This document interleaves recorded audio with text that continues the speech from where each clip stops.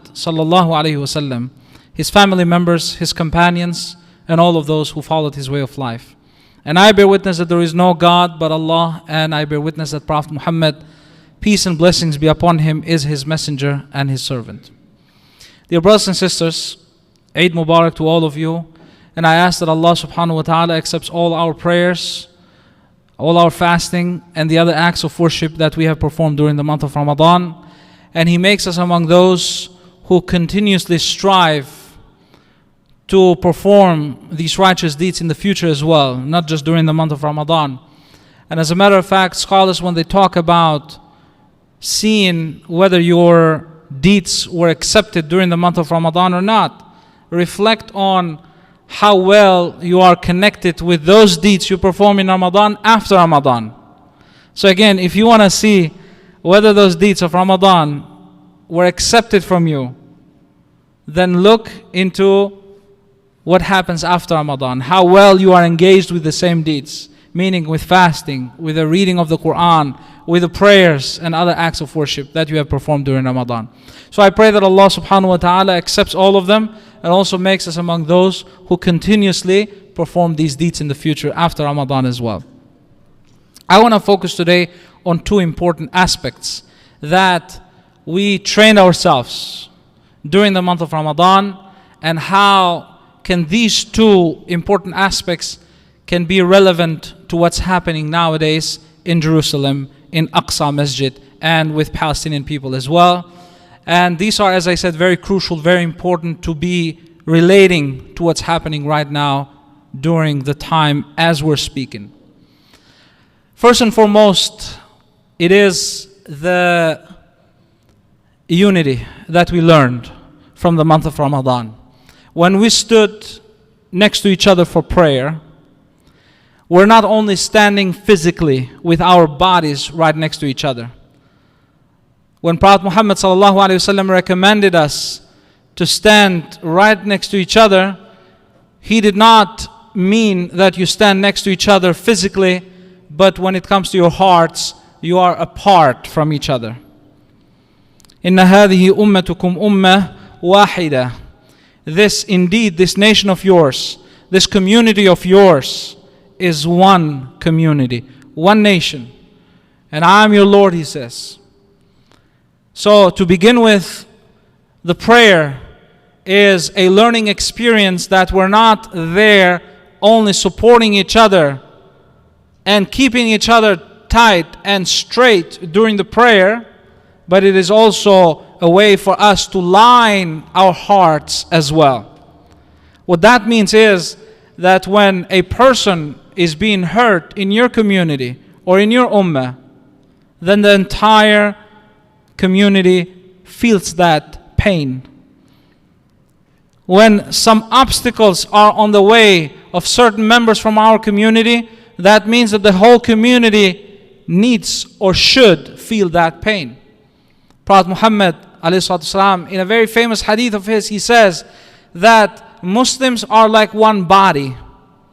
When a part of that body hurts, then the entire body feels the pain. However, nowadays we have many Muslims who are focused on the formal act of worship, and they are missing the inner part of it, the most essential part of it, which is being present and being spiritually connected with the Creator, and being, looking at the spiritual side of these acts of worship and not necessarily focusing on the formal part of it. So again, when we are suffering as Muslims, whether it is in Palestine, whether it is in Syria, whether it is in Yemen, whether it is somewhere else, the whole ummah should feel that pain. That's if we want to do the right thing. That's if we want to be good Muslims. And if we want to claim that we're followers of the teachings of our blessed and beloved Prophet Muhammad sallallahu alaihi wasallam. Acting otherwise is an act of somebody who does not go by the Islamic values. And unfortunately, as I said, many Muslims, they are acting that way. But they should not. They should not, because we are one community, one body. I hear people saying, well, this is a political thing, and imams should not get involved with politics, or we should not get involved much with politics. This is not a political thing. Others, they say, well, this is a Palestinian cause. This is not a cause for everybody. Yeah, we should feel bad about it, but we can't do much about it. Let them help themselves. Or let the Arabs help Arabs. We hear this often. Brothers, how many Arab countries are out there? They all have a responsibility to help their country in Palestine. These are common words that we hear. These are all not right, not just, not fair. There's no mercy in these words, and there is no contemplation in these words that people mention. The Quran says, this community of yours, meaning all the Muslims, whether they are in America, or they are in Palestine, or they are in Albania, or they are in Arab countries, or wherever they are, even if they go to Mars tomorrow, it is one community. إِنَّ هَذِهِ أُمَّتُكُمْ أُمَّةً وَاحِدًا. This nation of yours, this community of yours is one community. As the Prophet ﷺ again mentioned, that when one part of the body feels the pain, then the rest of the body feels the pain, feels the same pain as well. That's how we should be. Claims that Arabs should help Palestinians, or we're not Arabs, therefore we're not gonna get involved with politics and things like these, are not only assertions of people who are not reflecting about what's happening, but they can also be very damaging. They can be damaging to our people. Somebody may say, well, why we're only standing for Palestinians and we're not looking at other victims that are being victimized around the world and other places as well. And as a matter of fact, Islam values the human life and considers every human life to be sacred. Again, Islam values every human life to be sacred. And the moment somebody sheds the blood through unjust ways, that person is shedding a sacred life, the blood of a sacred life. The moment a person does injustice to another person, regardless of the religion and the ethnicity of that person has touched those limits that should not be touched, because they are sacred. That's what Islam says about the human life. So it's a universal message that does also exist in other religions as well. And as a matter of fact, it is a part of the maqasid of the Sharia, one of the goals of Sharia, to protect the human life. In other words, the Islamic Sharia is there in order to protect the human life. Just as it is there to protect the religious freedom, it is there to also protect the human life, and it has other objectives as well. So that's what Islam says. But we should focus especially in the Palestinian cause and the other causes that are happening within our own family, within our own community. I am not a Palestinian myself, but I consider them as brothers and sisters, because that's what Prophet Muhammad ﷺ has taught me. He said that the Muslim is the brother of another Muslim. He did not say that the Arab is the brother of the Arab only, or the Albanian is the brother of the Albanians only. But we're all brothers and sisters in faith. And he did not choose another word by saying friends, right? Or by saying kind of relatives, distant relatives like cousins or something like that. No, he chose the word brothers. Al-Muslimu akhul Muslim. The Muslim, the person who considers himself or herself to be a Muslim, is the brother of another Muslim person. And from this pulpit right here, we stood for the rights of every oppressed people. When the blacks in this country, they were going through hard time and they needed everyone to stand for their causes, we stood. we made special khutbahs about their rights. And they continuously suffer from racism and injustice that exists in this country. But now it is the time to also focus on Muslims that are suffering in Palestine. And we need to speak about it. And not only that, but we need to focus on two things that we have freshly trained ourselves from the madrasa of Ramadan, from the school of Ramadan. So these lessons are very fresh to us. And that is standing in unity. When we don't stand as united, when we don't view ourselves that we are one, and the Palestinian cause is my cause as well, then we're not being true Muslims.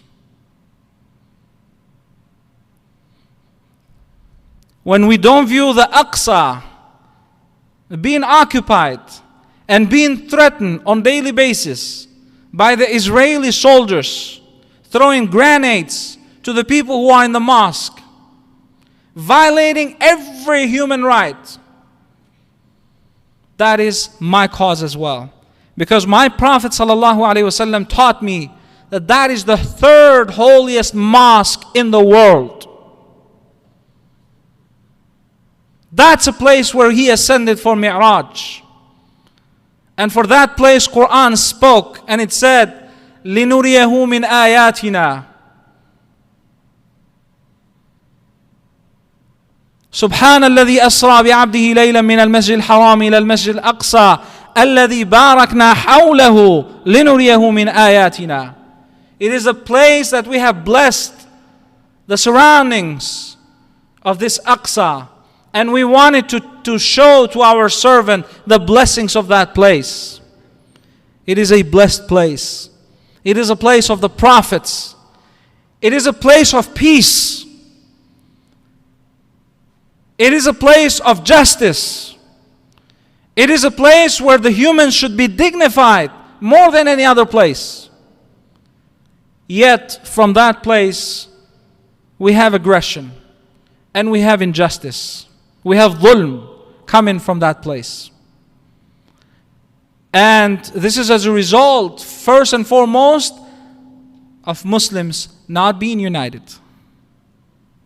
Because if Muslims, they would be united, including their leaders who are sold to devil, including their leaders who are sold to devil. Because those who are doing injustice and taking the human rights away, they're already sold to devil. Despite the fact that this country supports those individuals indirectly. I say indirectly because this country stands for the aggression anywhere. But indirectly, this country supports those terrorist acts from the Israeli military against Palestinian people. Indirectly. And we're all aware of this. And the world is aware of this. Despite the fact that many people are trying to show that that is not true. They are attacking us. Palestinians are attacking us. We are the ones to suffer from this. They're bombing and killing and murdering over 100 people within a few days recently.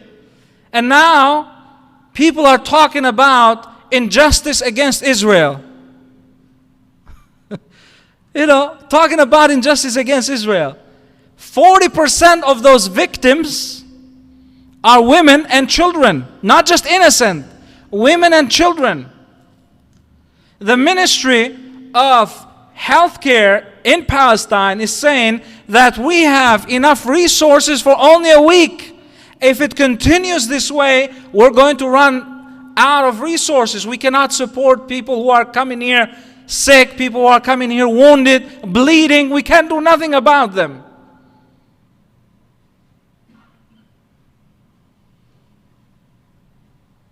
There's so much hypocrisy out there. Playing the role of the victim when you're victimizing the others. Well, but they're hitting as well. They're sending some Rockets. Yes, they are. Yes, they are. Because they're trying to defend themselves. They're trying with all their amateur means and ways of defending themselves. Defending their religion, defending their freedom, defending their place, defending their homes. And being sick and tired of living in their own country as refugees. You got to wake up. I'm not saying this to those who are doing it intentionally, who spread the word out there that, as a matter of fact, Palestinians are the terrorist ones. We are the freedom fighters. We are the ones who establish the justice on earth. We are the ones, the chosen ones. We are the definition of democracy. We're the definition of building and protecting society. I was raised with a beautiful word. Be aware of people who speak in the name of God and hold a holy book in their hands and have a big devil in their hearts. Be aware of such individuals. So everyone who stands out there and speaks in the name of democracy, we have to question them more. And we have to be careful from such individuals more than we should be from those who don't speak about it. Why is that person speaking about democracy and the human rights and so on and so forth? Who is this person? What do they stand for? And yes, through their articles and through their painting the picture as we are the victims, they made people believe that what they're doing is right. Their aggression is justified. Their injustice is justified. And Palestinian people are evil. And Palestinian people are extremists. And Palestinian people are terrorists. That's what they have painted the picture, and they have succeeded in doing so.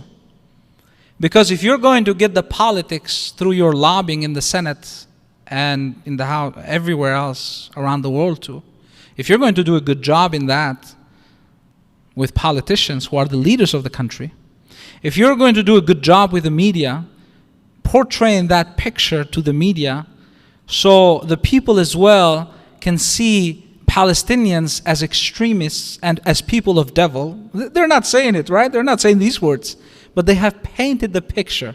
So sometimes you don't need to say these words to make the people feel like this. I'm speaking very openly here because this is what people feel like. How do you know that? Do you know what's in people's minds and hearts? How do you know that? Well, a few days ago, I don't know if it was yesterday or the day before yesterday, ABC News shared an article. ABC News here local, ABC 15 I think it's called. And they were just simply mentioning an attack of the Israeli army in Gaza. And they were just simply reporting that. There was a picture of the rocket burning the place, exploding on people, and all of that. And all you need to do is just see the messages of people. You cannot depend on 2 or 3 messages here and there. You need to see the bigger picture, how people feel about it. Well, you had over 300 messages. And it's good enough for you to see how people feel about it. And you know what most of these messages are? Get them out. You know the typical American saying? Get them out of here. Get them out? They've been there for centuries and for millenniums. Get them out of there. That's their homeland. Get them out of there. Kill them all. Wallahi. These are words you can still read. Kill them all. We stand with Israel. Now, if you're a cautious person, and even if you stand with Israel, I respect that. I don't like it and I'm against that. But you have the right to stand with whoever you want. Whether you stand with devil, or you stand with angels, or you stand for God, or you stand for good people. That's your choice. You have the right to stand for whoever you want to stand for. But in a time like that, where the news is reporting this happening and being murdered, Palestinians being murdered, and you're saying that we stand for this, we stand for Israel, we stand for something like this, you must be the father of devil. You must be really sick. You must be a person with no soul in you. If I personally see a rocket being hit to the Israeli people, I would be hurt. And I would feel that. I would feel that because it's going to innocent people. As a human. Because they have a sacred life as well. And I stand for any injustice, whether it is towards Palestinians, towards Israelis, towards Americans, towards anybody in the world. As I said earlier, we consider the human life to be sacred. And anybody who goes beyond that limit is transgressing the limits of God. But to do something like that, to say that we stand for Israel, when they're bombing and attacking the civilians and murdering people like that, you must be a person with no soul, regardless of what you are, who you are. You have no soul. You're soul to devil. And most of the messages were bad. Similar messages out of all of these 300 and some messages. Imam, why you're saying that? Well, I'm saying that to show you that the society that we live in is injected with the injection of lies and with the injection of, in the name of balanced news, in the name of balanced articles about the situation of what's happening and the conflict between Israel and Palestine. And a person, when he reads the title saying balanced news and we're trying to be so fair in reporting and all that, what are they going to think? This is right. So they're trying to. But remember that the devil is the one who always mixes the lies with the truth. Underline this. The devil is the one who mixes the lies with the truth. So in order to make it believe that they're reporting a balanced information out there, they have to say that this is, well, why you're talking about this one? I mean, you're not even a Palestinian. This is my cause. I'm sorry, this is my cause. And this is all of our causes. It's not an Arab cause, it's a Muslim cause. Because this is what Islam teaches us. And we have the third holiest place in that land right there. A land that we cannot even dare to dream of going there. Many of us, we go easily in Mecca, Medina and all of that. But many of us, we don't even dream to go in that land. Because we know what the Arabs go through in order to go to their hometown. Every 15 minutes, if a woman is pregnant, if a woman is hurt, whatever, if a child needs to go and see a doctor, needs to go through so much in order to reach the doctor. Needs to be checked through the soldiers. And there are so many stops and obstacles preventing that person from going to the place where she or he needs to go to. So, I recommend that we all stand for this cause. And what are the ways how we can do this? Well, one of the ways that we can do is by supporting right now, financially, and objecting claims that we stand for Israeli government and Israeli politics. And telling the people out there that if you are critical about the Israeli politics, you're not an anti-Semitic. That's what Ilhan Omar, one of the senators here in the United States, stood for. And right away she was labeled as anti-Semitic. That's not anti-Semitism. By standing against the aggression of the Israeli government. Look at the Jewish people. Look at professors, historians, standing up against injustice that government is inflicting upon people. Look at them. Why they're standing? Well, you will hear from many Jewish people saying that this is no good, that is no good, this is no good. So you're picking and choosing whoever you think is good. I say that what is happening over there is horrible. What they're doing to Muslims is horrible, to Palestinian people is horrible. And you have people from your own community, you have people from your own people who are saying that this is horrible, this is injustice. And you still want to be like, no, this is no good, you're a terrorist, you're extremist, and I'm the right one. And I can report the only right news of what's happening over there. Remember, U.S. government stands for the Israeli government. And I personally strongly condemn that as a Muslim. And I believe it is the responsibility of every Muslim to condemn that. We stand for the Jewish people. We stand for Palestinian people. We stand for all the people. But we do not stand for an oppressive regime. We do not stand for an army that murders and kills people, and 40% out of these people are women and children, innocent women and children. We do not stand for a government that bombs hospitals and throws grenades in holy sanctuaries. We don't stand for that. No human should stand for that, regardless of their religion, regardless of their ethnicity, regardless of their political views. They should not stand for it, but they should be against it, condemn it, and try to stop it if they are real humans. But unfortunately, this government, and we know the reasons why, and we don't here have to go into the details of the reasons, but it stands for those politics.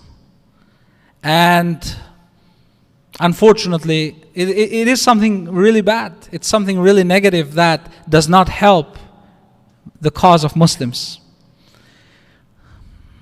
Only recently, actually, I was reading the news, and also a brother just came to me and just reminded that after the khutbah, the first khutbah, saying that, Imam, many Americans are waking up to see the injustice and the oppression that Palestinians are wrapped with and living under. The reason is because they saw what happened with George Floyd recently, with the black community in America. They opened their eyes because many people spoke about being horrible and standing for the black people in this country. And they started opening the archives of crimes that were done in this country. And many youngsters, they opened their eyes and opened their hearts in viewing these things, learning about these things, being more educated. And more Americans are seeing this now.